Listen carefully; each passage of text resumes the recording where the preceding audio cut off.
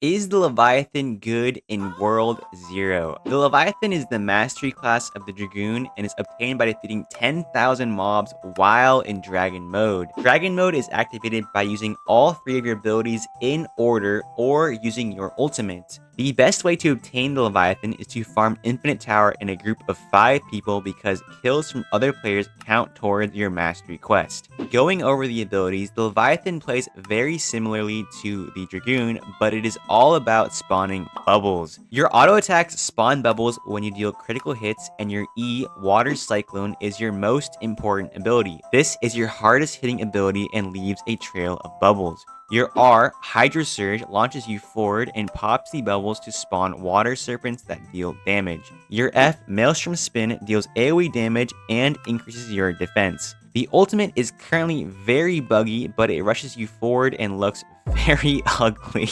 Currently, the ultimate is not worth using at all, and you should just stick to your abilities. If you watched my last pet video, you will know that the Harpic Bear is the best pet in the game. Using the Broken Heart skill with the Leviathan makes this class one of the highest damage classes in the game. This pet allows you to spam your Water Cyclone and Hydro Surge over and over for huge damage. These are currently the best builds for the Leviathan, but Ferocious is also viable and you can use Vampiric if you don't want to dodge anything. Moving into the dungeon clear times for 9-2 on challenge mode, the Leviathan finished in 2:45, Dragoon in 3:05, and the Stormcaller in 2:46.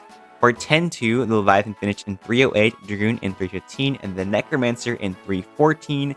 For 3-2, the Leviathan finished in 2:41, Dragoon in 2:48, and the Hunter in 2:46. And lastly, for the Volcano Dungeon, the Leviathan in 2:38, Dragoon in 2:57, and the Mage of Shadows in 3:02.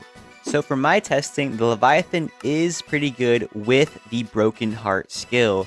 If you don't have this pet, the Leviathan is actually worse than the Dragoon. But is the class worth unlocking? If you love melee classes and using spears, then the answer is yes. For me personally, if I didn't already have the class unlocked, I probably wouldn't go for this mastery class. It takes around 10 to 15 hours of farming Infinite Tower to unlock the Leviathan. And the Leviathan has a lot of problems. The ultimate is going to get fixed, so the class will get even stronger, but there is just so much clutter on the screen, you genuinely can't tell what's going on when you're playing this class. The endgame content in World 0 just doesn't really favor melee classes. For guild seasons, event bosses, and Infinite Tower, it's very hard to justify using the Leviathan when there are better options.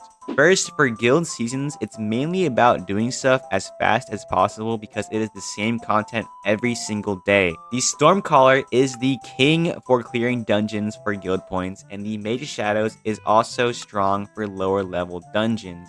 Difficult endgame content like event bosses and Infinite Tower, it's not really melee friendly. Looking at Infinite Tower, as you progress to higher floors, one hit from an elite mob will kill you. So playing ranged classes is much safer and much more optimal than playing melee classes. The same goes for event bosses. The challenge mode and insane mode bosses will one-shot you, and it is so much easier to do it on a ranged class than on a melee one. The biggest reason I will not be playing the Leviathan is that it just doesn't bring a status effect. The endgame content in World 0 has so much health that the meta for classes is either have a pet or have a status effect. And the Leviathan doesn't have either of these, so it is going to fall off hard in Infinite Tower and event grade bosses. This wraps up my video. If you love melee classes, then go for it, but as it stands right now, there really isn't any reason to unlock the Leviathan, especially with Guild Season 18 going on.